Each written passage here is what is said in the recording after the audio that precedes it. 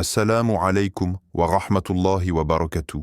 Mes chers frères et sœurs en islam, bienvenue sur cette chaîne, un espace de lumière, de rappel et de connexion avec notre Créateur. Ici, chaque mot vise à nourrir l'âme, à éveiller les cœurs et à nous rapprocher d'Allah.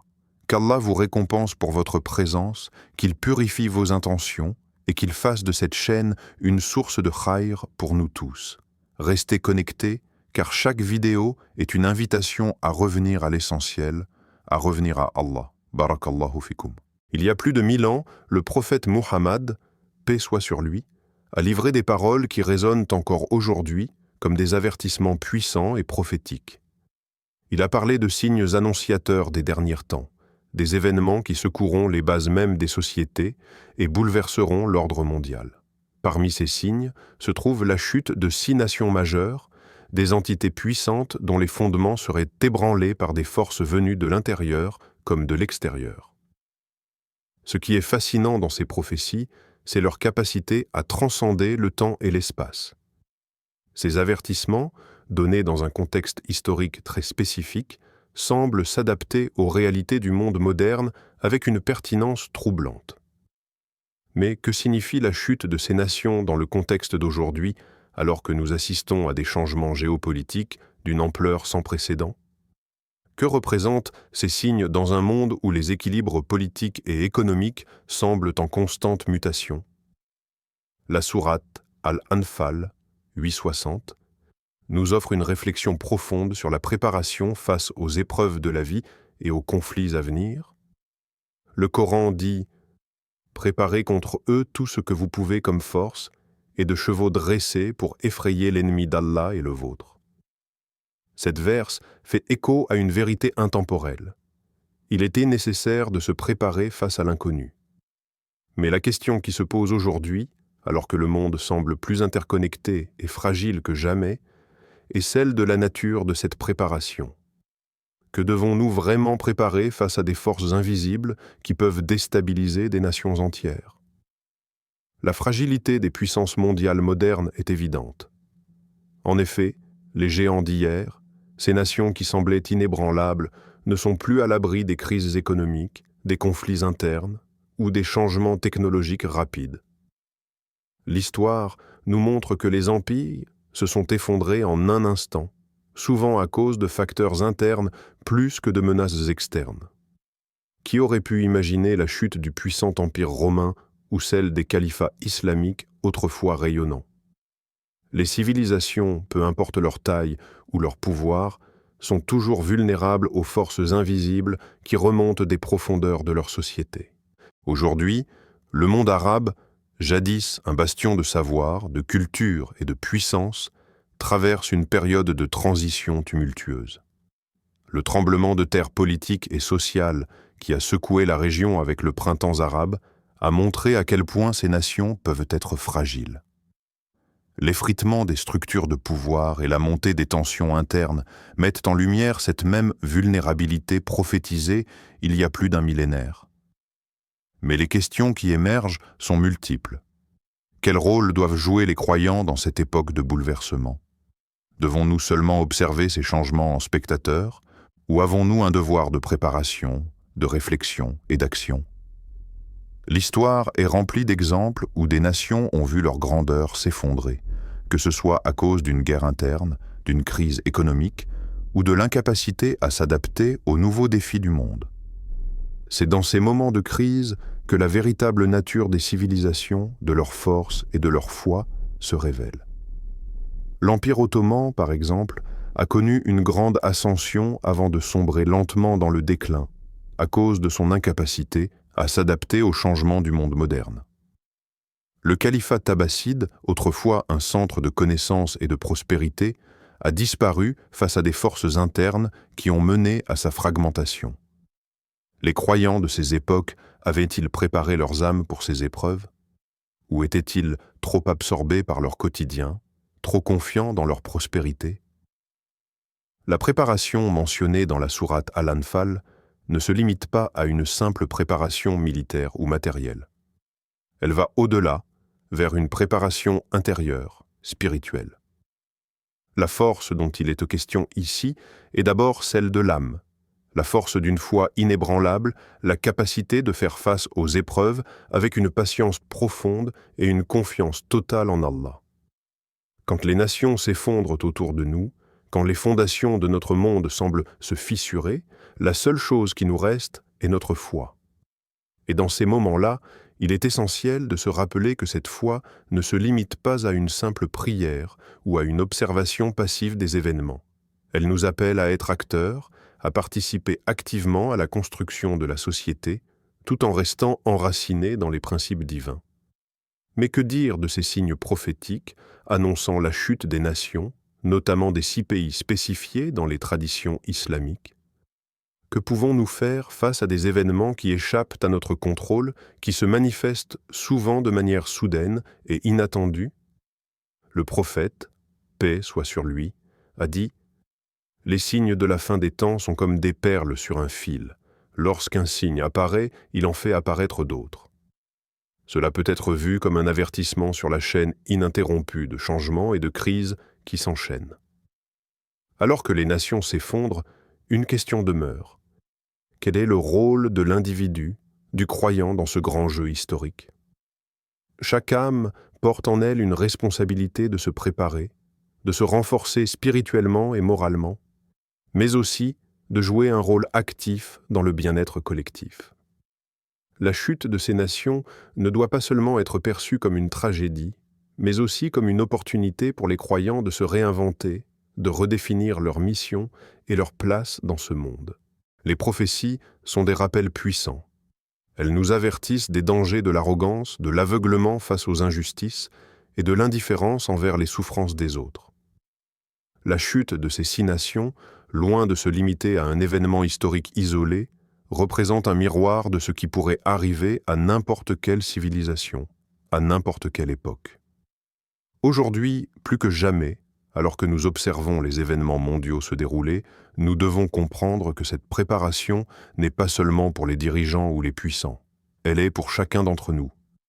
Ainsi, dans ce monde en mutation, les croyants doivent se préparer non seulement à l'imminence des tribulations, mais aussi à l'opportunité de se renforcer spirituellement et moralement. Car dans le cœur de chaque croyant, le véritable pouvoir réside dans la foi et dans la capacité de surmonter les épreuves avec dignité et persévérance. Le signe de la venue du Mahdi, ce mystère profondément ancré dans la tradition islamique, résonne dans nos cœurs comme un écho lointain mais puissant, annonçant un changement profond. Il est dit que lorsque la terre sera plongée dans l'obscurité du doute, de l'injustice et de la corruption, un homme apparaîtra, un guide divin, pour restaurer l'équilibre et raviver la lumière de la foi. Ce moment, bien que prophétisé, demeure une énigme. Pour beaucoup, il incarne un espoir ultime, un sauveur qui reviendra lorsque la foi semble fragile et que le monde semble s'effondrer. Et pourtant, malgré cette promesse de rédemption, nous devons nous interroger sur notre propre état spirituel. Comment pouvons-nous nous préparer à accueillir cette présence divine, ce guide spirituel, dans un monde qui semble, chaque jour un peu plus, se détourner de la vérité? Ce n'est pas simplement une question de temporalité, mais de préparation intérieure, d'une quête constante pour purifier notre cœur et notre âme. Le Mahdi n'est-il pas, en quelque sorte, une réponse à notre désir profond de justice dans ce monde troublé? N'est-ce pas cette figure d'un leader juste qui viendra rétablir l'ordre et nous montrer le chemin? Mais avant cela, il est impératif que nous fassions une pause, que nous prenions un moment pour contempler notre propre voyage spirituel. Comment pouvons-nous reconnaître ce signe parmi tant d'autres si nous n'avons pas cultivé la profondeur de notre foi? La réponse réside dans notre capacité à voir les signes dans notre quotidien, à percevoir la présence divine dans les moments silencieux de nos vies. Le Coran nous invite à être attentifs aux signes, mais aussi à être prêts à les comprendre. La sourate Al-Jumu'ah, 62-9, nous appelle à une réorientation radicale de nos priorités, à ce retour constant vers Allah. Ô vous qui avez cru, lorsque l'appel à la prière est lancé le jour du vendredi, Courez à l'adoration d'Allah et laissez le commerce. Ces mots ne sont pas simplement une invitation à une pratique extérieure, mais un appel à une transformation intérieure. Dans le tumulte de la vie, lorsque le commerce et les préoccupations du monde prennent toute notre attention, Allah nous invite à ralentir, à suspendre notre monde extérieur et à plonger dans une adoration sincère. Cela implique un effort constant pour élever notre conscience spirituelle, à la manière d'un pèlerin qui marche vers une destination sacrée, ne se laissant pas distraire par les distractions du chemin. Mais êtes-vous prêt à entendre l'appel d'Allah au-delà du bruit du quotidien? L'appel à la prière, la convocation à la rencontre avec le divin, est un moment de reconnexion, une chance d'effacer l'agitation de l'esprit et de permettre à notre âme de se retrouver dans sa vérité la plus pure. Ainsi, dans un monde où tout semble incertain, nous devons nous demander, avons-nous cultivé cet espace spirituel, cette paix intérieure, qui nous permettra de reconnaître avec une clarté totale l'apparition du Mahdi. Il ne s'agit pas seulement d'attendre passivement, mais de préparer notre cœur, de nous purifier de nos attachements mondains et d'ouvrir notre esprit à la lumière divine.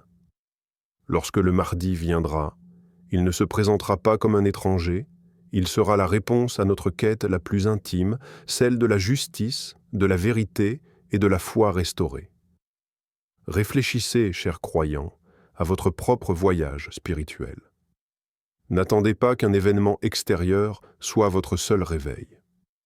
Reconnectez-vous à la source divine chaque jour, dans chaque prière, dans chaque moment de méditation, et vous trouverez peut-être, dans les signes les plus subtils, la présence déjà manifeste de ce guide que vous cherchez.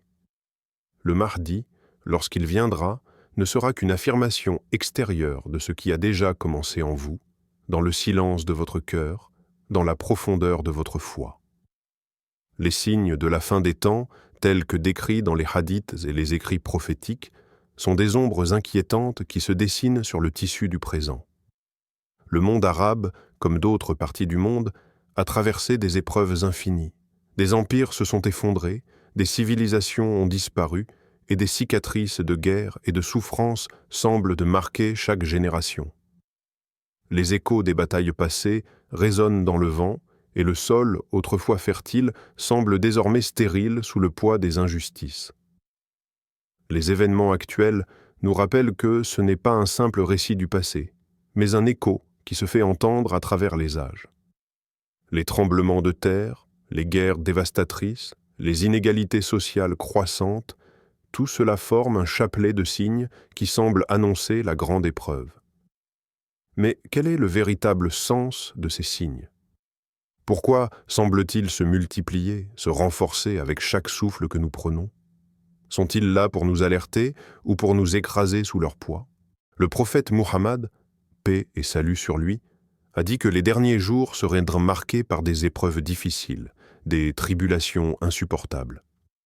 Le soleil de la paix et de la justice s'éclipserait peu à peu, laissant place à un ciel lourd de confusion. Nous vivons peut-être déjà cette époque. Chaque tremblement de terre, chaque guerre qui déchire la terre sous nos pieds, chaque cri étouffé des innocents, tous semblent résonner comme des prophéties en action. Est-ce le début des grands bouleversements? Ou ces signes ne sont-ils qu'un avertissement de plus, une invitation à l'introspection? Mais alors que le monde semble se désagréger sous nos yeux, devons-nous succomber à la peur, à la panique qui monte comme une vague dévastatrice? Ou bien devons-nous nous armer d'une foi inébranlable et d'une patience que seules les épreuves peuvent forger? Le Coran nous guide dans la sourate At-Tawbah 9:51 en nous rappelant cette vérité fondamentale. Dit, rien ne nous atteindra sauf ce qu'Allah nous a destiné. Ces paroles ne sont pas un simple réconfort, mais un appel à comprendre la réalité de notre existence. Les épreuves et tribulations, aussi cruelles qu'elles soient, ne sont jamais le fruit du hasard. Elles ne surviennent pas sans raison, elles sont une partie intégrante du grand dessein divin. En tant que croyants, nous devons accepter que rien n'arrive sans la volonté d'Allah, même les moments les plus sombres. Dans cette perspective, la souffrance devient un moyen de purifier notre âme, un test pour évaluer notre foi et notre patience. Nous ne sommes pas seuls dans ce voyage. Ce sont les épreuves qui façonnent notre caractère et nous rapprochent de notre Créateur. Dans ces moments de grande confusion, de chaos et de douleur, la patience, sabr, et la foi, iman, deviennent nos boucliers. Mais qu'est-ce que cela signifie véritablement? La patience n'est pas simplement l'acceptation passive de la souffrance. C'est une résilience active, un effort constant pour maintenir notre esprit clair et notre cœur pur malgré la tempête. La foi, quant à elle, n'est pas un concept abstrait. Elle est ancrée dans notre relation quotidienne avec Allah, dans chaque prière, chaque supplication, chaque acte de bonté. Nous devons nous demander, sommes-nous prêts à affronter ces épreuves avec dignité, à ne pas laisser les vents de l'incertitude détruire notre confiance en Allah? Les signes de la fin des temps ne sont pas là pour nous terrifier, mais pour nous éveiller à la réalité de notre condition humaine. Ils nous rappellent que ce monde, aussi grand et puissant soit-il, est éphémère, et que ce qui reste, ce qui persiste à travers les épreuves, c'est notre foi, notre relation avec Allah. Alors que nous nous retrouvons à observer les bouleversements autour de nous, devons-nous nous préparer à l'inévitable destruction de tout ce que nous connaissons? Ou devons-nous nous concentrer sur la façon dont nous pouvons, même dans ces moments de grand désespoir, rester fidèles à notre foi et à notre objectif spirituel? Les signes sont là, mais les réponses ne se trouvent pas dans l'extériorité du monde, mais dans la profondeur de notre cœur et la fermeté de notre foi. Que faire face à ces signes? Prendre chaque souffle comme une bénédiction et chaque épreuve comme une opportunité de se rapprocher d'Allah. Les prophéties sont des avertissements divins, des signaux envoyés aux croyants pour les préparer à ce qui est à venir. Mais ces signes ne sont pas destinés à engendrer la peur ou l'inaction. Bien au contraire, ils sont un appel à l'éveil, un appel à l'engagement spirituel. Le rôle des croyants, face à ces avertissements, n'est pas celui de spectateurs passifs, mais celui de participants actifs dans le grand dessein divin. Il ne s'agit pas de se terrer dans la peur, mais de répondre à cet appel de manière constructive, avec foi et conviction. Allah, dans sa sagesse infinie, ne nous a pas laissés dans l'obscurité, sans moyen de faire face aux tribulations qui marqueront la fin des temps. Dans la sourate Al-Ankabut, 29-69, il nous dit « Et ceux qui luttent dans notre voie, nous les guiderons certes sur nos sentiers. » Cette promesse divine n'est pas une simple consolation, mais un guide pour notre action. La lutte spirituelle, la recherche constante de la vérité, devient notre voie vers la lumière. Il ne s'agit pas d'une lutte extérieure contre des ennemis visibles, mais d'une lutte intérieure pour purifier notre âme, pour renforcer notre foi et pour incarner les principes de justice et de bonté. Mais dans un monde où les signes de la fin des temps se multiplient, où les nations s'effondrent sous le poids de leurs propres injustices, la question qui se pose est la suivante. Devons-nous nous figer dans la peur de l'inconnu, ou devons-nous utiliser ces moments pour renforcer notre foi et purifier notre cœur? La tentation est grande de se laisser submerger par l'angoisse de ce qui pourrait arriver, de se replier sur soi-même, de se réfugier dans l'inaction. Mais c'est précisément dans ces moments de crise que la foi doit s'exprimer dans toute sa force. Les croyants sont appelés à ne pas rester passifs. L'islam nous enseigne que l'action est essentielle, non seulement dans le monde extérieur, mais surtout dans le monde intérieur. Lorsque les épreuves s'abattent, il est facile de se laisser emporter par les vagues de la peur et du désespoir. Mais l'appel d'Allah nous pousse à faire face à ces défis avec dignité et conviction. Nous devons comprendre que chaque épreuve est une opportunité de purification. Chaque tribulation est un moyen de se rapprocher de lui. Ce n'est pas la tribulation qui nous définit, mais notre réponse à elle. C'est dans l'épreuve que nous devons puiser notre force et notre foi. Le chemin vers la lumière, la vérité et la paix intérieure passe par un processus constant de purification et de renouvellement. Ce n'est pas un chemin facile, mais c'est celui que les croyants doivent choisir. En dépit des crises qui nous entourent, il est crucial de ne pas perdre de vue notre mission spirituelle, la recherche incessante de la justice, la pratique de la patience, sabr, et de la foi, iman, et l'engagement sincère dans l'action pour le bien-être de l'humanité. Le monde a besoin de croyants qui, loin de se laisser abattre par les signes de la fin des temps, se lèvent pour œuvrer à la construction d'un monde plus juste et plus équitable. Les épreuves ne sont pas là pour nous briser, mais pour nous renforcer. Elles nous poussent à nous élever au-delà de notre confort personnel et à répondre à l'appel divin avec une détermination nouvelle. C'est dans cette lutte spirituelle, cette quête inlassable de la vérité et de la justice, que nous trouvons la force de faire face à l'avenir avec espoir et confiance.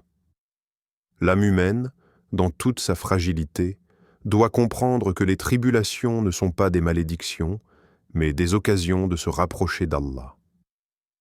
Elles sont la preuve que ce monde n'est pas éternel et qu'au-delà des épreuves, il existe un chemin de lumière. Les croyants doivent se préparer à ces épreuves en cultivant une foi inébranlable, une patience sans fin et un engagement total envers la justice. L'action spirituelle n'est pas seulement un acte de résistance contre le mal, mais une affirmation de notre foi, un témoignage vivant de la présence divine en nous. Ainsi, la véritable question est: sommes-nous prêts à répondre à cet appel?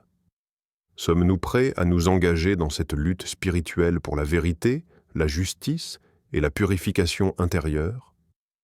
Si nous parvenons à répondre positivement à cette question, alors nous serons prêts, non seulement à traverser les tribulations, mais à en sortir plus forts, plus éclairés et plus proches d'Allah.